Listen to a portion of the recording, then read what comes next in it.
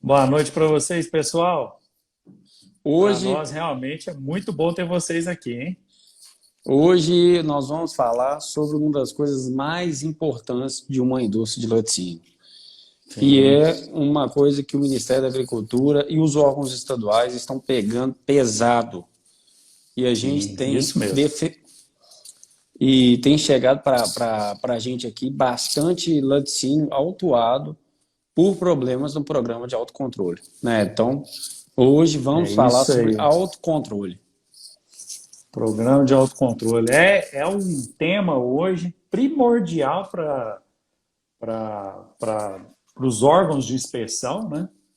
Porque eles têm colocado para as indústrias a importância delas se autocontrolarem e não simplesmente ficar só aguardando uma visita do fiscal para que faça alguma coisa. Muito pelo contrário, né? Os órgãos de inspeção hoje imaginam as indústrias importando com aquilo que é referente aos processos delas, fazendo com que elas identifiquem as falhas e promovam ações corretivas e preventivas é, de forma é, de forma automática, que elas consigam por elas mesmas identificarem esses fatores. Então é um assunto aí de extrema importância, né? A gente falou aí a semana inteira de produzir mais quilos de queijo com o mesmo volume de leite, mas não adianta fazer isso e a gente não cumprir aquilo que a legislação determina para nós, né? Realmente é bem É, mais crítico.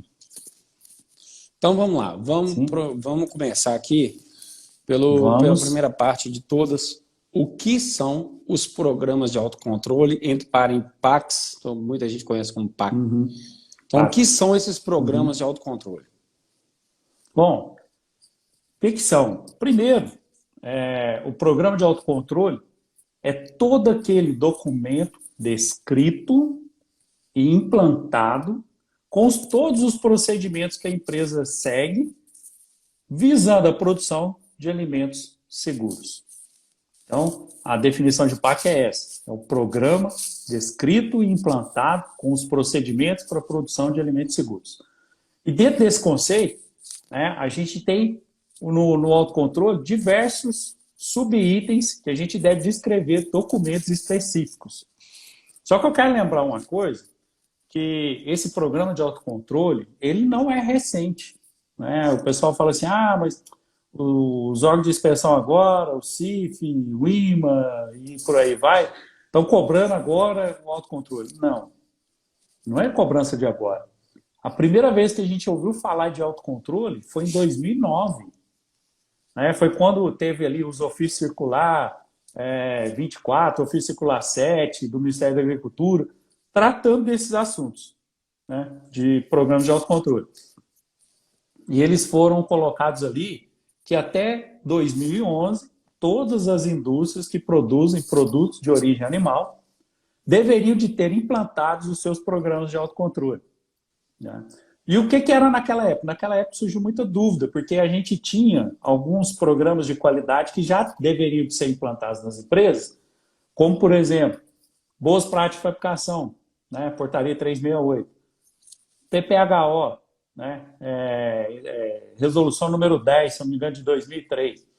Então, o que acontece? A gente já tinha que ter esses documentos implantados na empresa, né?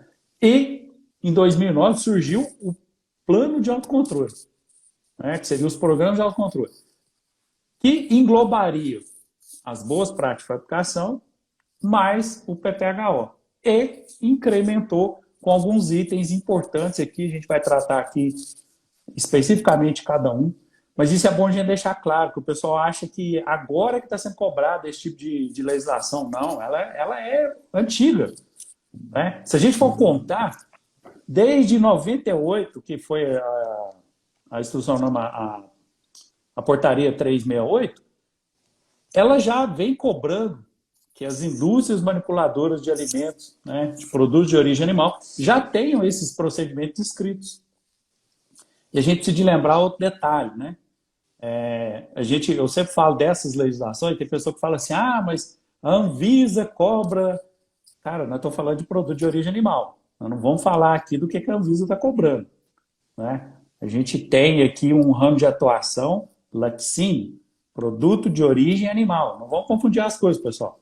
É porque a Anvisa também tem uma legislação muito próxima disso, né? Se eu não me engano, é uma portaria 366, acho que é isso mesmo, 326, que ela trata de basicamente os mesmos assuntos, mas é no âmbito da Anvisa, né? No âmbito do Ministério da Agricultura, que é o nosso foco aqui hoje. A gente tem a portaria 368, depois a gente tem essa resolução número 10, que trata especificamente dos PPHOs, e depois a gente tem esse ofício circular 7, ofício circular 24, que são de 2009, que criaram o programa de autocontrole. E, mais recentemente, a gente tem uma norma interna do Ministério da Agricultura, né, especificamente do DIPOA, né, que é o Departamento de Produto de Origem Animal, que regulamenta todos os itens que a gente deve escrever no nosso programa de autocontrole. Então, não é uma portaria nova. O pessoal não está cobrando nada novo, não. Isso aqui é antigo.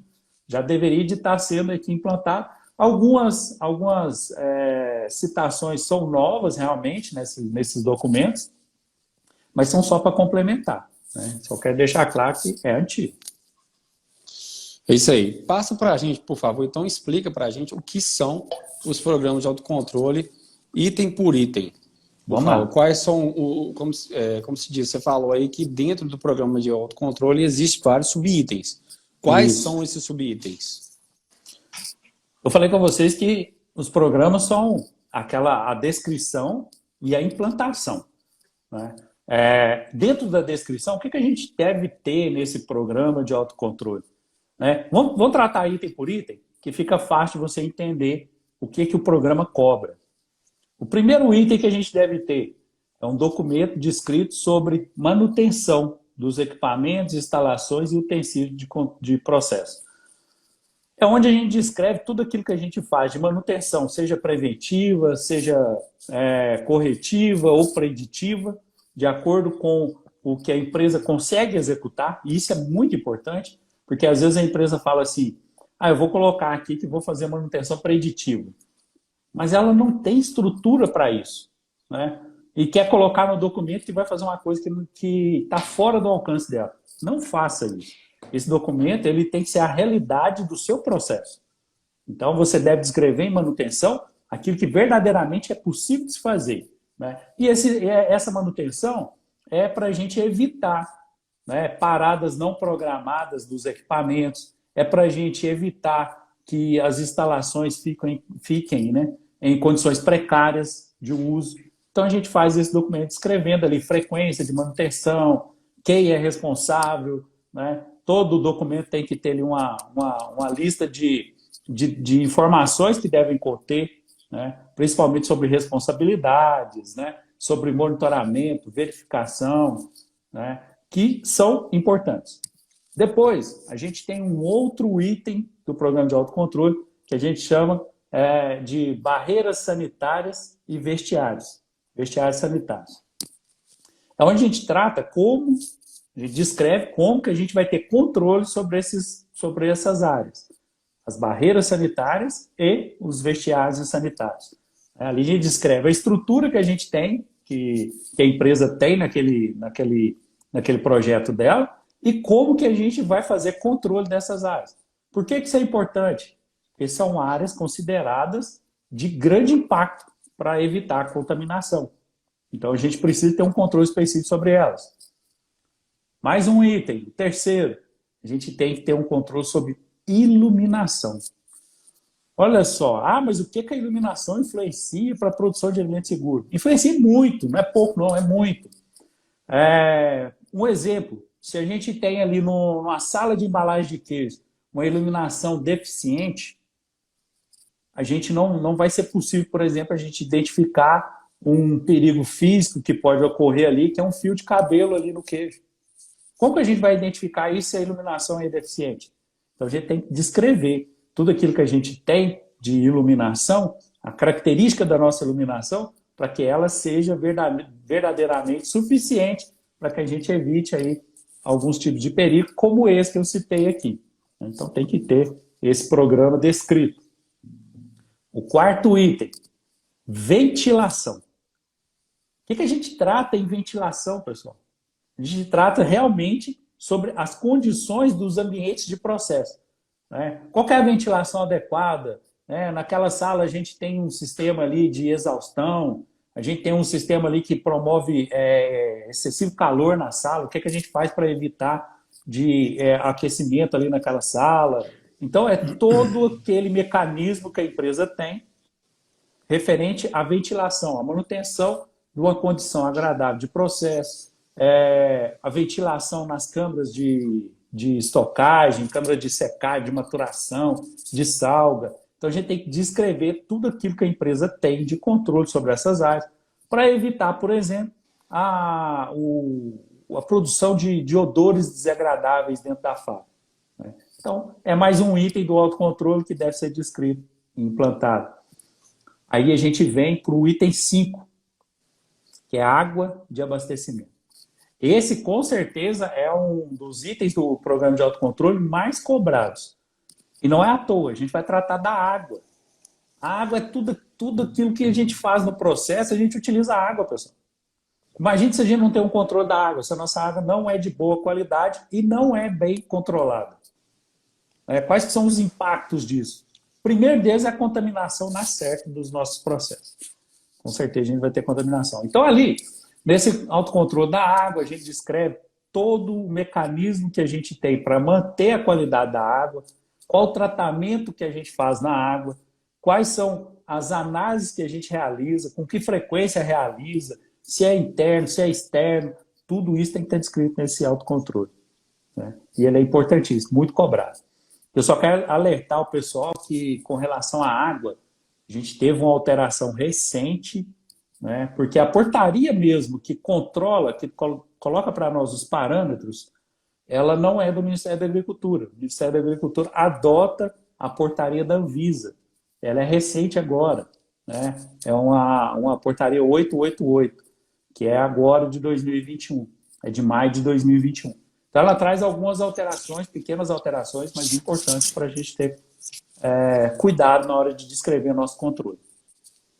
Depois a gente vem ali com o item 6 do programa de autocontrole, que trata, né, das águas residuais, ou seja, do esgoto, né? Como que a gente faz esse controle para que, principalmente, não tenha fluxo cruzado de água de abastecimento com águas sérvidas, né? Que são os esgotos. Ali a gente tem que tratar perfeitamente sobre empoçamento de água na fábrica. São vários detalhes que a gente precisa colocar dentro desse autocontrole e controlar, né? Importantíssimo é não só descrever, mas também controlar, que é o nosso monitoramento.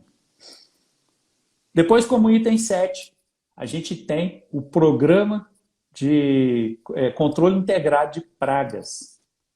A gente sabe que esse controle integrado de pragas aí sempre foi um problema, né? Sempre foi uma situação muito cobrada pelos fiscais, que tem relação aí com pragas de maneira geral. E quando a gente fala de fábrica de laticínio, a gente não pode esquecer do tal do roedor, né? Que é gravíssimo e tem que ter um controle específico sobre ele, né? A empresa ela deve fazer um controle específico de pragas, né? Onde ela vai identificar quais são os procedimentos que ela vai ter. A maioria das empresas opta por fazer esse serviço terceirizado. E eu recomendo, sinceridade, faça terceirizado. Não dá para a empresa fazer esse tipo de serviço, porque senão ela vai ter que ter praticamente uma outra empresa dela mesma para fazer o serviço. Então, é desnecessário isso, contrata uma empresa boa, uma empresa com recomendações aí. Isso a gente tem, praticamente toda a cidade tem uma empresa que faz esse serviço. Só que os procedimentos que essa terceirizada faz, você deve escrever aqui no seu programa de autocontrole, né? Essa terceirizada ela tem que ser uma empresa que tenha registro nos órgãos pertinentes, tem que ter o responsável técnico dessa empresa, né? Então, é um programa de autocontrole para a gente evitar que pragas possam adentrar ali no nosso recinto de produção. Tá bom? Depois vem outro item do programa de autocontrole, que é muito cobrado. E, logicamente, todos têm a sua importância, mas o da água e esse, por exemplo, e mais dois que a gente vai falar, eles são indispensáveis, pessoal, não tem como. O 8 trata de limpeza e sanitização. Esse detalhe, ele é muito importante para que a gente tenha alimentos seguros. E não só alimentos seguros, para que a gente tenha também os nossos produtos dentro daqueles parâmetros que a gente quer ali para o nosso processo. Então é importantíssimo a gente ter um programa de limpeza e sanitização, onde a gente descreva como é feito a higienização de cada item, cada utensílio, cada instalação, cada equipamento. Descrever como é feito, com que frequência é feito, por que é feito, como é monitorado e com qual frequência é monitorado. Esse programa ele é muito cobrado pelos órgãos de fiscalização justamente porque ele traz segurança para o produto. Extremamente cobrado. Depois a gente tem o item 9 do programa de autocontrole, que trata ali de higiene, hábitos higiênicos, saúde e treinamento dos colaboradores. Pessoal, esse aí também, se a gente for falar assim, todos são importantes, mas tem alguns que têm importância muito grande. Os colaboradores, uma vez que eles trabalham com manipulação de alimentos, eles precisam ter uma conscientização de higiene extrema. Eu sempre cito, o colaborador, ele entra para uma indústria de alimentos, ele primeiramente precisa de mudar a consciência dele. Ele pode ter trabalhado em outras indústrias de ramos diferentes, que aqui é diferente. Trabalhar com alimentos é diferente. É um risco muito grande. A gente não pode levar esse risco ao nosso consumidor. Então, por isso que ele tem que ser muito bem treinado. E esse treinamento, ele não para simplesmente quando o colaborador entrou. Nesse programa de autocontrole, a gente define, inclusive, quais os itens que a gente vai fazer de treinamento e com qual frequência que a gente vai reciclar esse colaborador. Todos eles precisam ter essa consciência de que trabalham com alimentos e alimentos precisam de cuidados higiênicos extremos.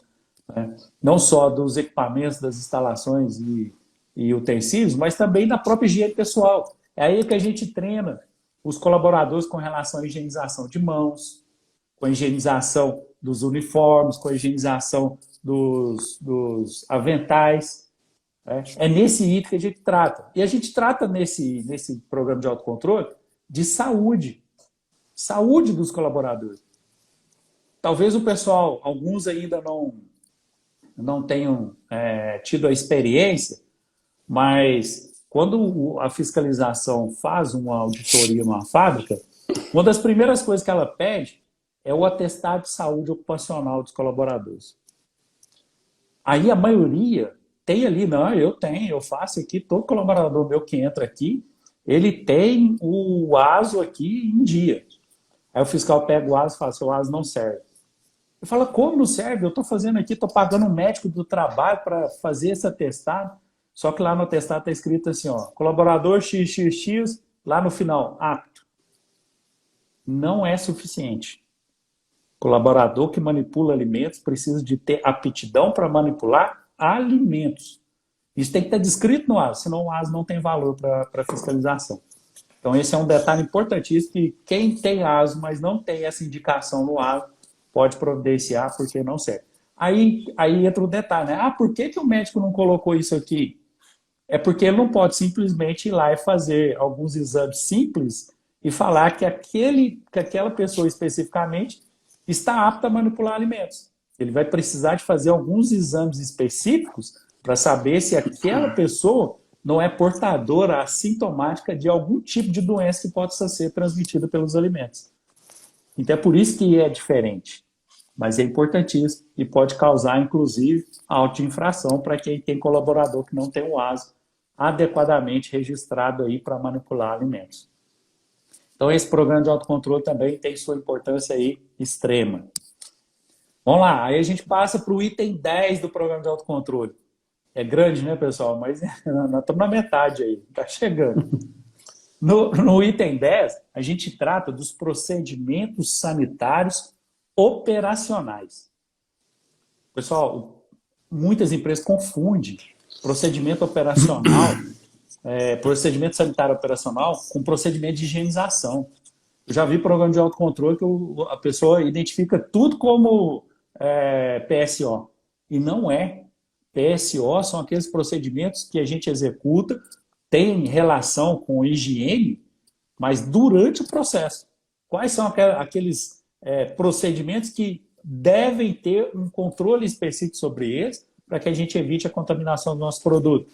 Quais aqueles procedimentos que podem causar contaminações cruzadas nos nossos produtos? Né? Esses são os PSOs. Então, assim, não adianta falar assim, lavar a mesa é PSO. Isso não é PSO. Né? E eu já vi muito esse negócio. Ah, tem que lavar as paredes. Isso não é PSO.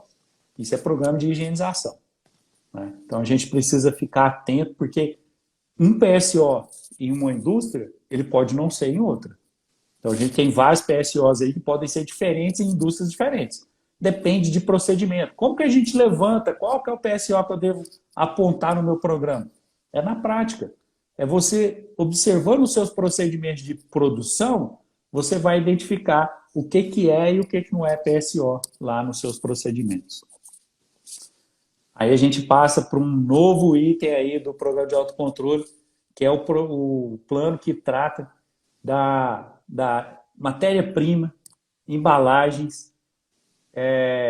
Nesse item, a gente vai tratar como que a gente faz o controle sobre a nossa matéria-prima, sobre nossas embalagens.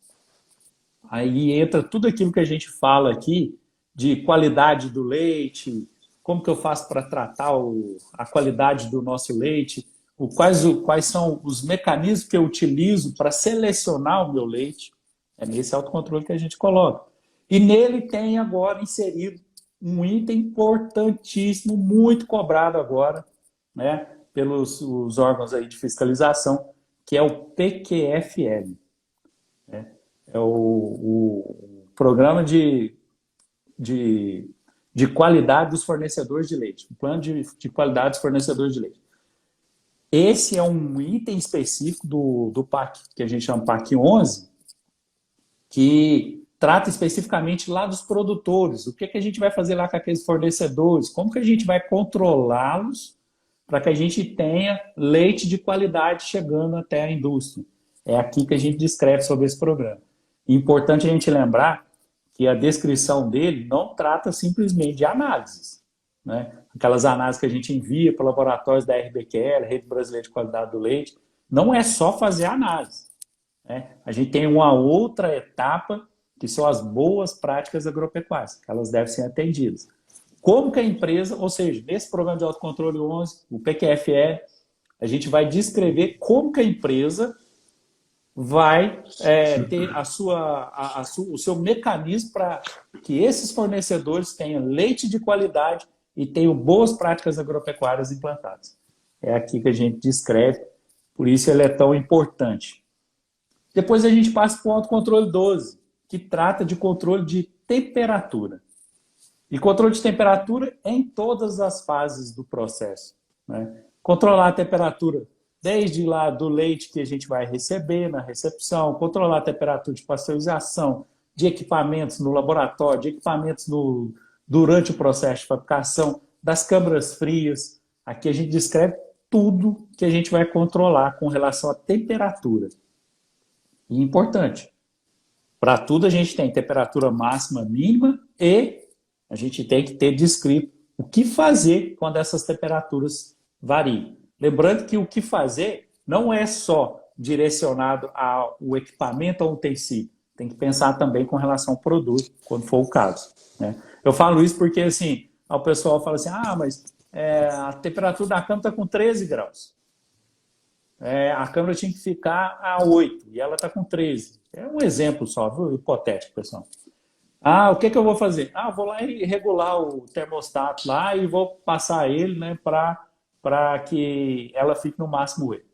Não é só isso. E o produto que estava lá dentro? O que você vai fazer com o produto que estava lá dentro? Ele está em condições? Então precisa de ter uma descrição também do que se fazer nesses casos específicos. Tá bom? Aí a gente entra para o item 13, que é calibração e aferição dos instrumentos de controle de processo. também é outro item muito importante. Do que adianta a gente ir lá e falar que a câmara está com temperatura de 13, sendo que o termômetro que a gente está verificando essa temperatura não é confiável. A gente não sabe se ele está certo ou se está errado. É para isso que existe o autocontrole específico de calibração e aferição, para que você tenha instrumentos confiáveis para controlar o seu processo. É aí que a gente descreve como que a gente vai fazer isso. A gente tem que ter ali uma lista de instrumentos e vidrarias de referência para que a gente consiga aferir os nossos instrumentos e aqueles que necessitam de calibração específica, muitas vezes de empresa terceirizada. Aí a gente descreve ali qual que é a frequência que a gente faz essas calibrações, essas aferições dos equipamentos do controle de qualidade, importantíssimo que eles tenham, né, uma calibração frequente ali, para que a gente tenha segurança de estar monitorando adequadamente os nossos processos. E depois, a gente passa para o autocontrole 14. Esse é um autocontrole muito específico de cada indústria e traz muitas dúvidas. A gente está falando do APPCC, Análise de Perigos e Pontos Críticos de Controle. Verdadeiramente, esse item, ele é um item, a gente poderia dizer que um programa à parte, dado a complexidade de implantação de um programa desse. Ele é muito específico, muito grande, demanda um conhecimento técnico e um conhecimento prático do que acontece nos processos, senão a gente não consegue descrevê-lo e muito menos identificar quais são os pontos críticos de controle, que são o resultado de todo um estudo do seu processo. A gente vai estudar em cada etapa do seu processo quais são os perigos que o produto tem, né? Tanto físico, químico e biológico. E a gente identificou esses perigos, a gente pode ter medidas corretivas, medidas de controle, e aqueles que são críticos, a gente vai ter lá os limites de segurança, limite crítico, o que a gente deve fazer e como a gente deve registrar isso. É um autocontrole, basicamente um programa à parte mesmo. E ele é feito por linha de processo. A gente não tem um APPCC do estabelecimento X. A gente tem APPCC dentro do estabelecimento X, da linha de produção de queijos frescos, da linha de produção de queijos filados, da linha de produção de queijos maturados. Então, ele é específico. A gente pode ter ali da linha de produção de fermentados e por aí vai. Ele deve ser descrito por linha de processo, e não do estabelecimento. Ele não tem um APPCC do estabelecimento. Tem da linha de processo, onde a gente define o fluxograma e aí a gente vai destrinchando aí para encontrar os pontos críticos de controle. Certo? Depois do autocontrole 14, o APPCC, a gente entra no autocontrole 15, que trata especificamente das análises laboratoriais. Quais são as análises que nós fazemos, como nós fazemos, se a gente faz internamente, qual a frequência, se a gente faz externamente, se o laboratório é credenciado, se é um laboratório de monitoramento, tudo isso tem que estar descrito. A gente precisa de um cronograma de análise, de realização de análise. Algumas empresas não fazem a análise, por exemplo, do produto acabado internamente. Ela pode fazer terceirizado, só que ela tem que descrever qual que é a frequência que ela vai usar. Então, esse autocontrole, a gente descreve tudo que a empresa faz, interno e externo, e com qual frequência. É nesse autocontrole que a gente coloca, por exemplo, um manual de bancada. A descrição das metodologias de análise que a gente tem e que a gente executa ali no nosso laboratório. Seja só físico-químico ou físico-químico e microbiológico. Dependendo da indústria, às vezes ela não tem o laboratório microbiológico, porque também não é uma exigência de todas, mas ela tem que ter, no mínimo, ali o seu cronograma de análises internas e externas que garantam a qualidade do seu produto. Aí a gente passa o autocontrole 16, que é o programa de formulação, nosso controle de formulação. E esse controle de formulação, ele parece ser simples, porque a formulação ali, a gente fez a formulação e tal, e colocou no programa, só que as empresas dificultam muito, pessoal. Formulação, o pessoal muda muito a formulação. Aí o fiscal chega, no seu autocontrole está descrevendo que você faz o queijo usando 40 ml de coagulante para cada 1.000. Só que você descobriu um coagulante ali que você usa menos e é mais eficiente. Aí esse aqui eu uso só 30 ml. Mas não muda no seu programa e não muda lá no sistema de rotulagem. Isso é passivo de autuação. Né? Então, toda vez que você muda o seu processo de fabricação, tem que alterar o seu programa de autocontrole 16 juntamente com o seu registro de rótulo. Isso é indispensável. E é muita empresa que toma auto-infração por esse tipo de situação. Porque o fiscal vai conferir e, infelizmente, está tudo divergindo. Nem a formulação atual bate com o que está no registro e o registro não bate nem com o controle interno que é feito. Então, é problema. A gente tem que ter descrito adequadamente todos os nossos processos e formulações.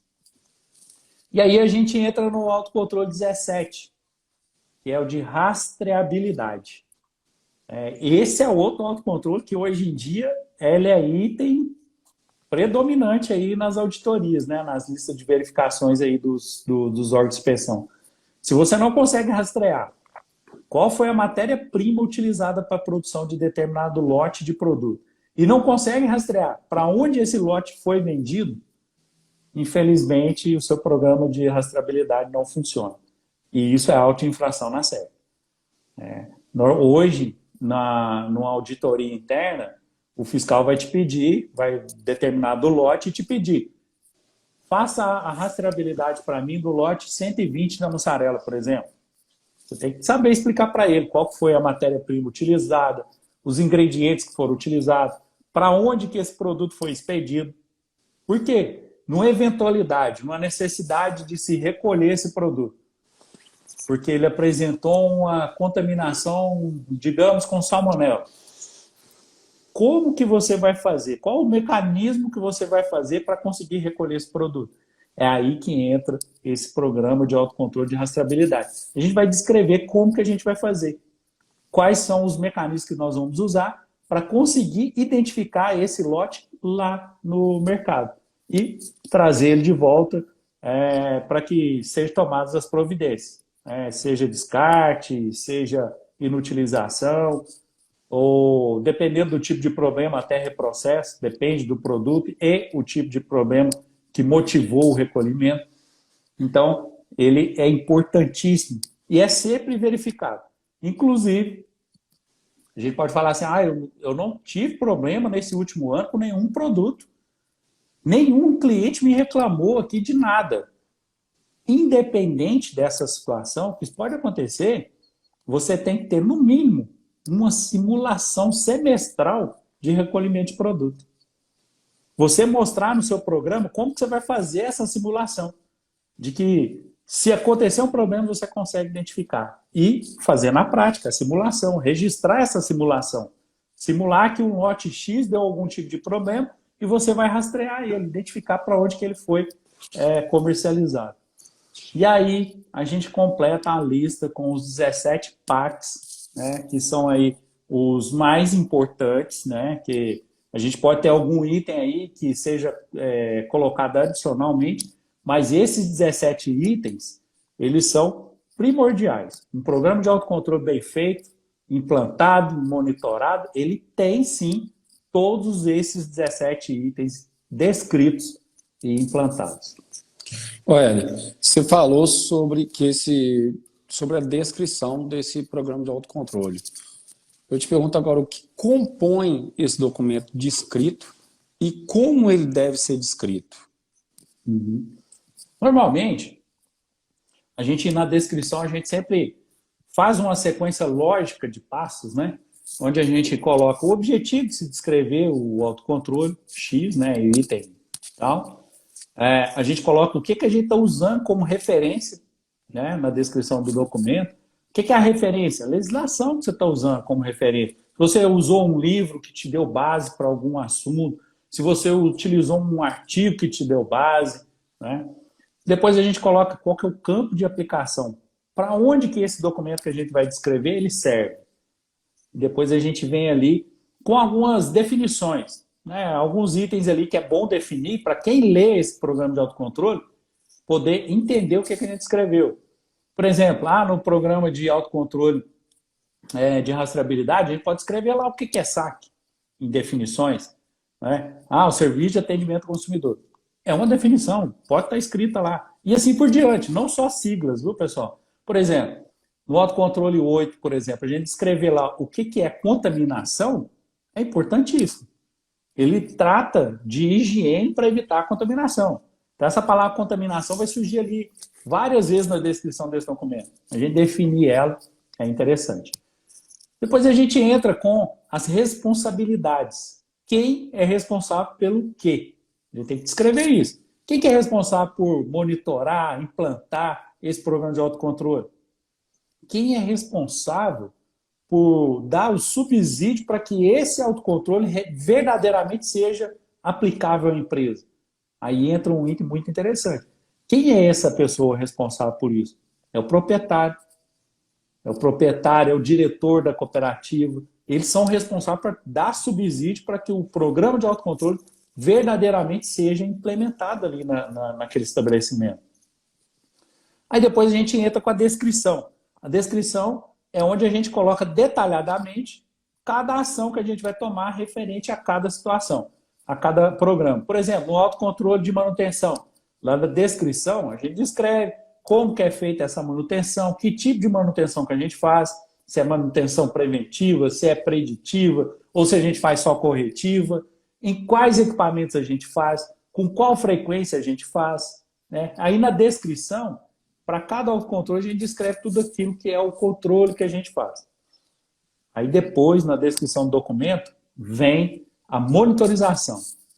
Como que a gente vai monitorar se aquilo que a gente descreveu funciona ou não?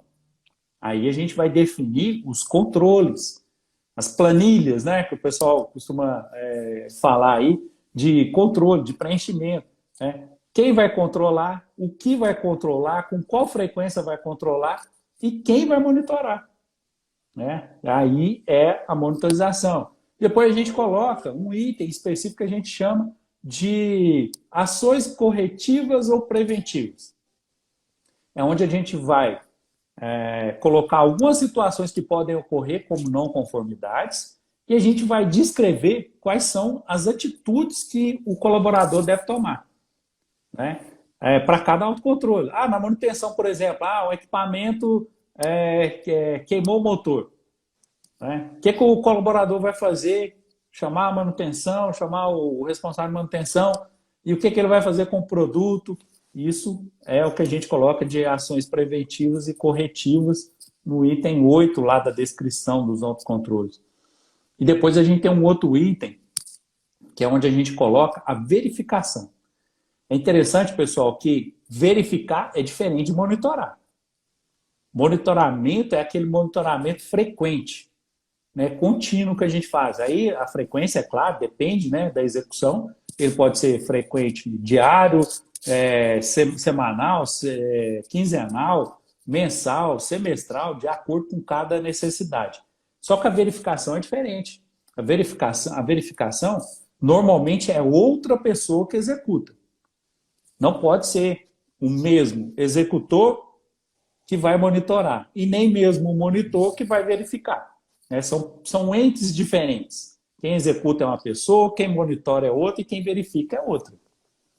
Para que a gente tenha um documento realmente auditável, de confiança, de que a gente vai ter o nosso processo controlado. Depois dessa verificação, a gente descreve lá o que a gente vai fazer com os nossos registros.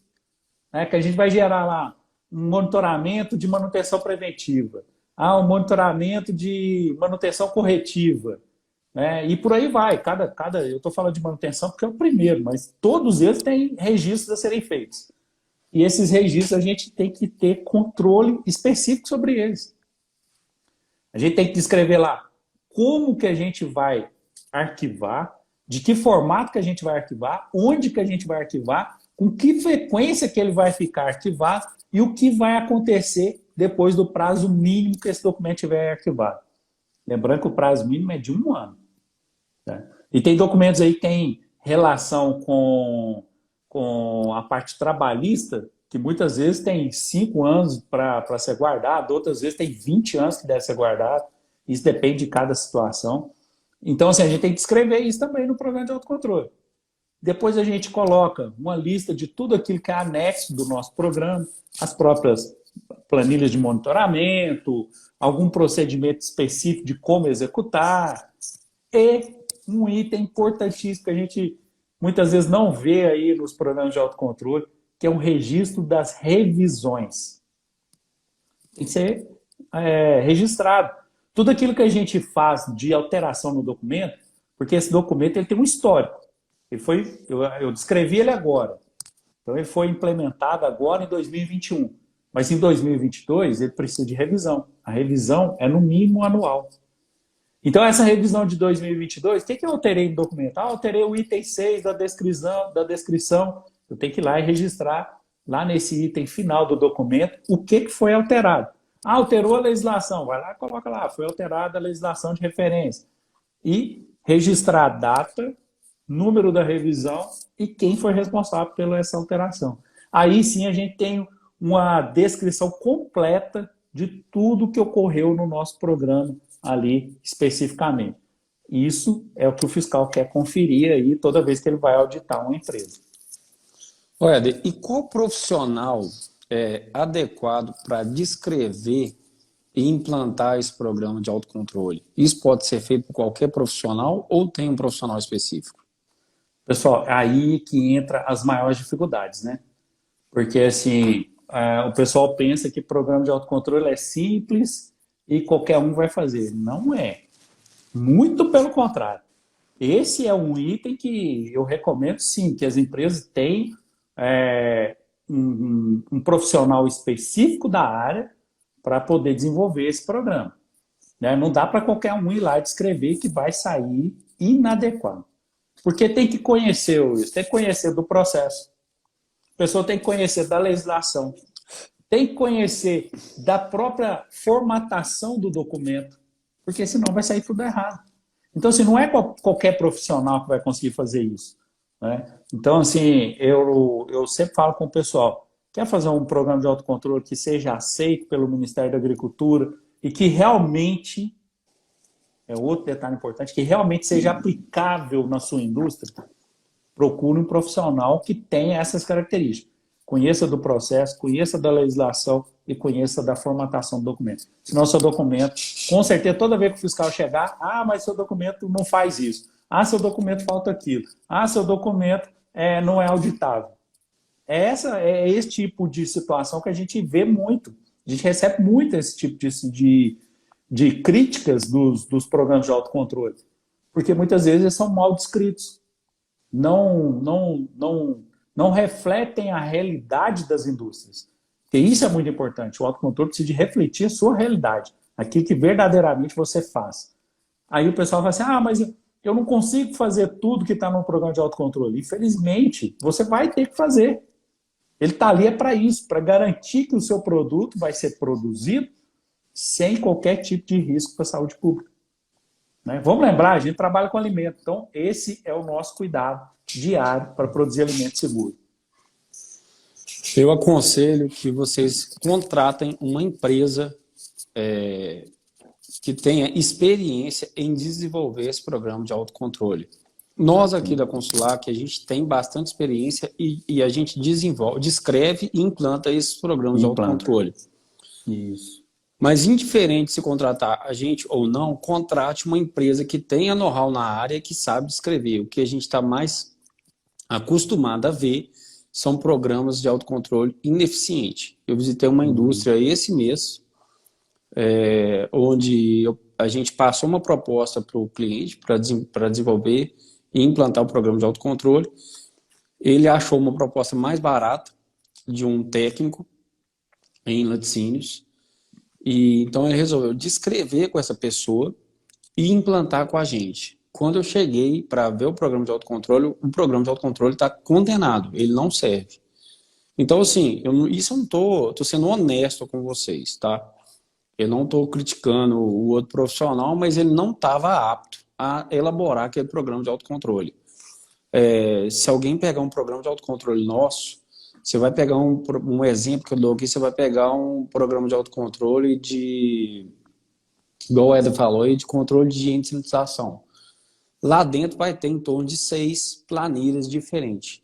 Esse programa de autocontrole específico que eu peguei, todos os 17 itens, existia apenas uma planilha. Então, ou seja, programa de autocontrole 1, uma planilha. O nosso deve ter umas 10, né? Programa de autocontrole 2, uma planilha. Então, ou seja, a pessoa que elaborou esse programa de autocontrole, ele não estava atento quanto à legislação. Então, não adianta, pagou mais barato e vai ter que pagar de novo, porque o programa não vai ser aceito pelo Ministério da Agricultura, tá? Então, procure uma empresa onde ela tenha know-how e o programa dela já tenha passado por uma auditoria, tá? Então, se essa empresa já passou por uma auditoria, automaticamente essa empresa está apta a desenvolver esse programa de autocontrole, que é o nosso caso aqui. Os programas de autocontrole desenvolvidos pela nossa empresa já passaram por diversas auditorias e todas são aprovadas. Então, eu acho que vale a pena pensar por esse lado. E só para o pessoal ter uma noção da importância que isso tem, aquilo que a gente desenvolveu de programa de autocontrole, ele está constantemente sendo atualizado. Né? Isso é outra coisa importante. Eu falei com vocês que tem que ter revisão anual.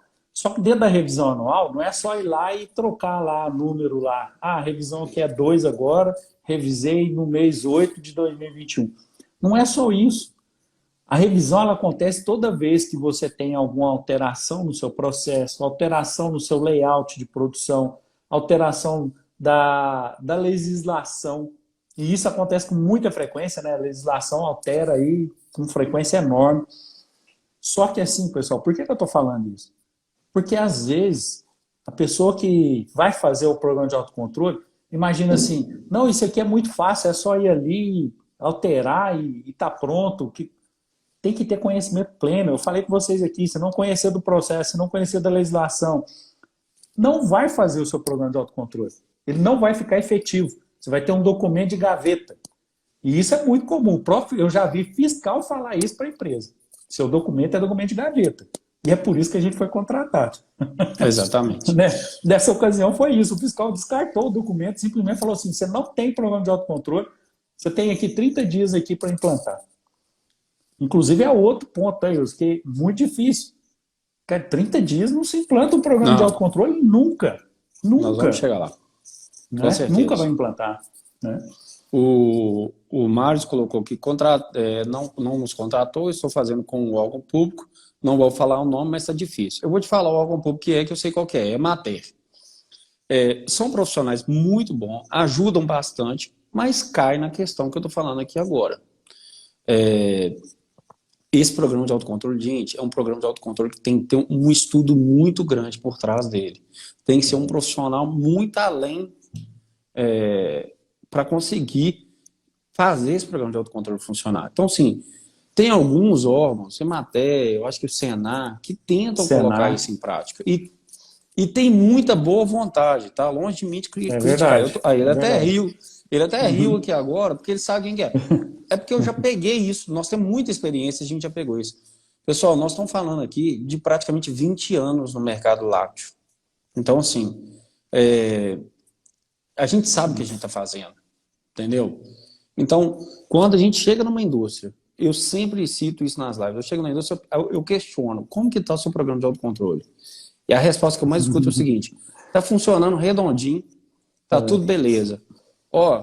Com no máximo 90 dias, esse cliente ele está nos ligando para refazer o programa de autocontrole dele.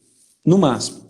Entendeu? Então, assim, a gente já pegou diversos problemas. Inclusive, problemas de interdição, tá? Por não ter um programa de autocontrole eficiente. Porque o programa de autocontrole, como o Ed está falando, não é um papo, são documentos de gaveta, são documentos de monitoramento. Então, a partir da hora que você não monitorou, você vai ter um problema que pode gerar uma interdição.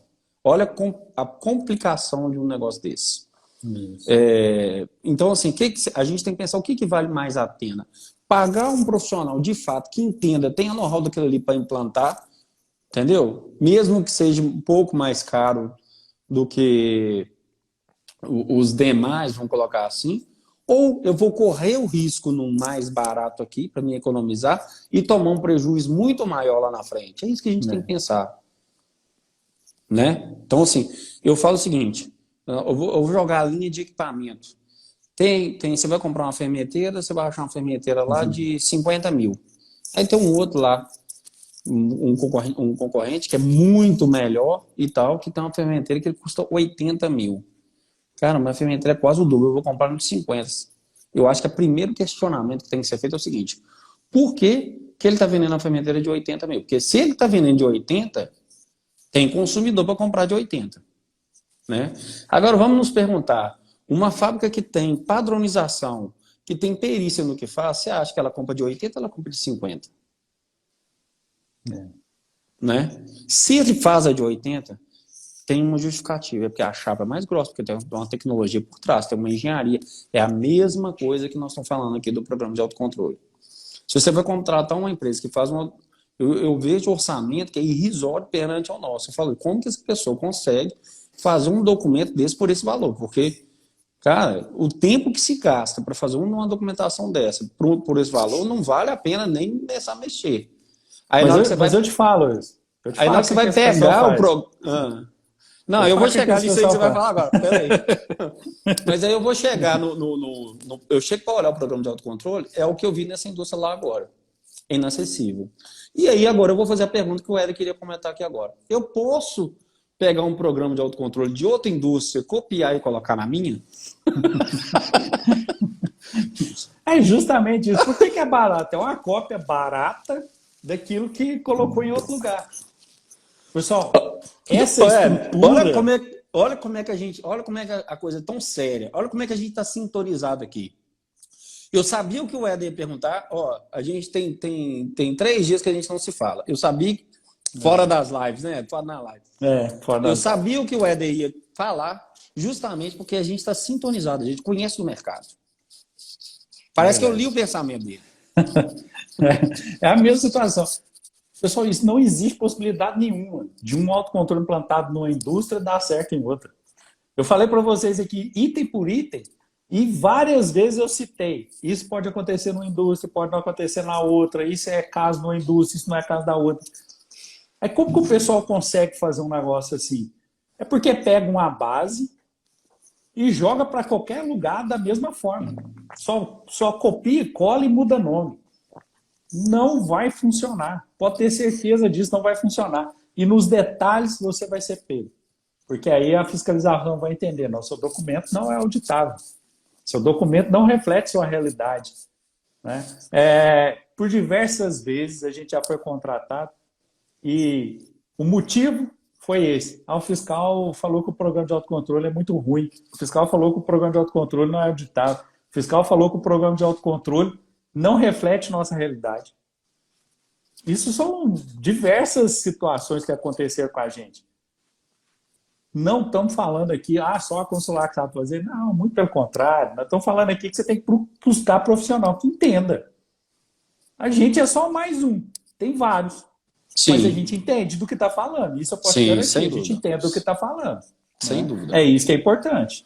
É afirmando, né, Éder? Sem dúvida. Ô Éder, eu queria te perguntar agora como que é. Eu queria até que você citasse o nosso. Pessoal, estou aqui. Parece que eu estou fazendo propaganda da nossa empresa, mas eu estou trazendo a gravidade do assunto, que ele é muito sério, muito pouca gente dá ênfase nisso. Então eu queria que você falasse agora como que é feito. O Éder é responsável por implantação dos programas de autocontrole na nossa empresa, e geralmente é ele. Como que é feito o processo de implantação por parte da Consulap dos programas de autocontrole? Bom, vamos lá. A gente hoje tem um método de implantação online. Por quê? Porque a gente consegue atender os clientes de maneira adequada. Como que a gente faz isso? A descrição do documento né? A gente coleta todas as informações com os clientes, a gente conversa, identifica os processos, descreve os documentos, mas implantação é aquilo que eu falei com vocês, ela não acontece de um dia para o outro, não acontece em 30 dias, isso é impossível. A gente falou que de 17 itens do programa de autocontrole e cada um deles tem sua complexidade. Então, o que a gente observou ao longo desse tempo? Como que a gente faz para que esse programa realmente seja implantado na empresa e traga os resultados que a gente espera, né? A gente faz uma implantação gradativa. A gente descreve os documentos e essa implantação é gradativa. A gente vai pegando autocontrole por autocontrole, a gente faz videoconferências com o cliente, onde a gente detalha cada item do documento escrito, como monitorar, que é o treinamento, né? Esse treinamento é importantíssimo. Não adianta só descrever e tentar implantar sem treinar a equipe. Então a gente faz essas videoconferências com as equipes, mostrando como fazer cada item.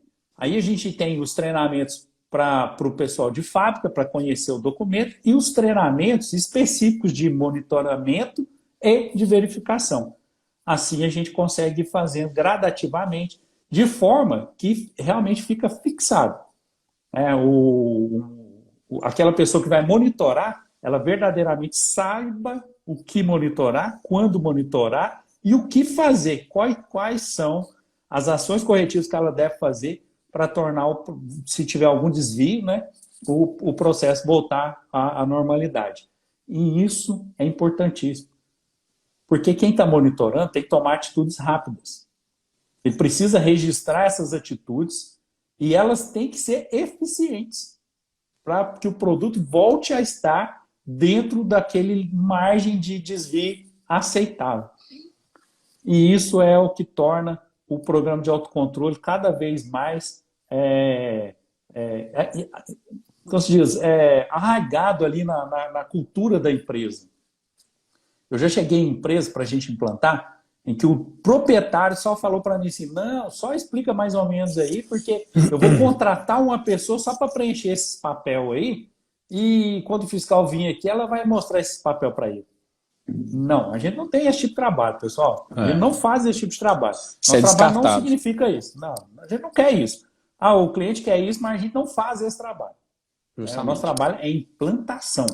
A gente descreve e implanta. Essa implantação, a gente faz ela com as videoconferências, igual eu falei com vocês, 2 vezes ao mês, para que a gente tenha resultado verdadeiro dessa implantação. Então, a nossa implantação, ela leva em torno de 12 meses. Por quê? São 24 videoconferências que a gente faz com os clientes. O que a gente quer garantir com isso? Quer garantir que quando o fiscal te visitar, você vai conseguir passar para o fiscal tudo aquilo que você entende sobre autocontrole. Vai mostrar para o fiscal que você sabe identificar uma falha no seu processo e sabe propor ações corretivas e preventivas que verdadeiramente são efetivas. E que você monitora isso, que você registra, que você verifica. Então, assim, é muito diferente simplesmente entregar um documento e é só isso aqui. Preencha esse papel que está tudo certo. É dessa forma que a gente trabalha. A gente faz a implantação gradativa, com videoconferências, e a gente, nas videoconferências, a gente quer ver o documento preenchido. O que foi proposto aí? Qual foi a não conformidade? O que foi proposto? Foi executado? Quem executou? Assinou? É detalhado. É por isso que tem dado certo. É por isso que aquilo que a gente recebe dos clientes é que o documento foi aceito, é que o documento realmente está sendo executado. A gente quer isso, quer ter resultado. Ô, Éder, e eu não podia deixar de fazer essa última pergunta. A gente já estourou o tempo, mas eu tenho que fazer essa pergunta. A avaliação dos programas de autocontrole por parte do Ministério da Agricultura e dos órgãos de inspeção estadual, como que é? O que acontece hoje? Essa norma interna que eu falei para vocês do Ministério da Agricultura, de março de 2017, ela foi criada junto com a revisão do RISPOA, e foi em março de 2017 também. Então, eles criaram um mecanismo de avaliação dos elementos de inspeção. Ou seja, o fiscal chega na sua fábrica hoje, ele tem um formulário padrão, onde ele vai avaliar todos esses itens do programa de autocontrole, né? E ele vai avaliar de uma forma muito simples. Existe documento escrito? Ele vai colocar sim ou não. Existe compatibilidade entre o que está escrito e o que ele observou em loco? Sim ou não? E se não, aí toda vez é uma não conformidade que ele vai registrar e te pedir alterações no seu sistema de autocontrole, na descrição, no monitoramento e por aí vai. Então, assim, não tem como enganar o fiscal sobre a implantação. Ela vai seguir, o fiscal vai olhar a sua parte escrita e vai também em loco. Então ele já tem um formulário que ele já tem que preencher com todas essas informações. Ele vai conseguir descobrir se o seu documento é um documento de gaveta ou se é um documento aplicável, com certeza. É isso aí. E detectou não conformidade, dependendo da não conformidade, já gera um auto de infração. Auto de infração. Imediatamente. Então, assim, pessoal, o que a gente tratou aqui hoje foi um dos assuntos mais sérios de todas as lives que a gente fez até hoje. Eu vejo muito proprietário de laticínio largando isso de lado, igual o Eto falou, e contrata uma pessoa só para preencher achando que aquilo é um papel que não vale nada, e vale muito, só que ele só vai ter noção da validade o dia que chegar um fiscal na fábrica dele. A gente tem que pensar o seguinte, o fiscal ele não está na fábrica da gente todo dia, todo mundo sabe disso. Qual que é a forma que ele tem de fiscalizar? É vendo os registros. Se os registros não estão sendo feitos corretamente, automaticamente ele vai entender que aquela fábrica não executa as suas operações corretamente. E outra coisa, quem implanta um programa de autocontrole bem implantado na sua indústria, o proprietário que faz isso, ele praticamente, eu falo que ele pode viajar 2, 3 meses, a sua fábrica vai estar funcionando 100% corretamente. Isso porque o programa de autocontrole, como o Éder falou, ele trata de todas as áreas do laticínio e ele é muito rigoroso. Então, se as pessoas soubessem dessa importância, eles iam dar muita ênfase, porque aquilo ali ia trazer padrão geral para a indústria, que é uma coisa que a gente está falando. A gente passou por todos os queijos tradicionais aqui durante a semana. E todas as lives, se vocês pegarem todas as lives, ela está lá falando, gente, é padrão, é padronização de processo. E isso aí é a parte principal da padronização do processo. Éder, eu acho que hoje... Vai falar. Eu queria falar só de um detalhe, que a gente colocou assim, qual que é o nome dessa live? O que a gente vai falar de nome, né? A gente resolveu colocar assim, qual programa de autocontrole é voltado para a produção de queijo? Né? Se a gente perguntar assim, se alguém perguntar assim, mas qual que é? Cara, todos os programas de autocontrole estão envolvidos com a produção de queijo. Com a produção de queijo, com a produção de bebida, com a produção de iogurte, com a produção de requeijão, com a produção de manteiga. Então, todos são voltados para essas produções. Porque o programa de autocontrole ele é voltado para a gestão geral dos processos. Né? O único processo aqui que ele não gere é o processo administrativo. Sim. Mas entrou no processo produtivo, tudo está voltado no programa de autocontrole. Né? Então, a gente tem que ter um programa eficiente. O Mário colocou aqui, show. Pessoal, coloca para a gente aí o que vocês estão achando do nosso conteúdo aqui, o que vocês estão achando da live. É uma forma de vocês demonstrar para a gente como é que está. A gente está aqui, como se diz, empenhando, trazendo um conteúdo de relevância, tentando agregar no setor lácteo. Manda para a gente, coloca aí, descreve aí o que vocês estão achando dos nossos assuntos, se estão gostando. É uma forma de vocês serem gratos pelo conteúdo que a gente está entregando aqui. Não é isso, Ed? É isso aí. E tem que lembrar o pessoal, Wilson. Qual que é o lembrete aí para eles?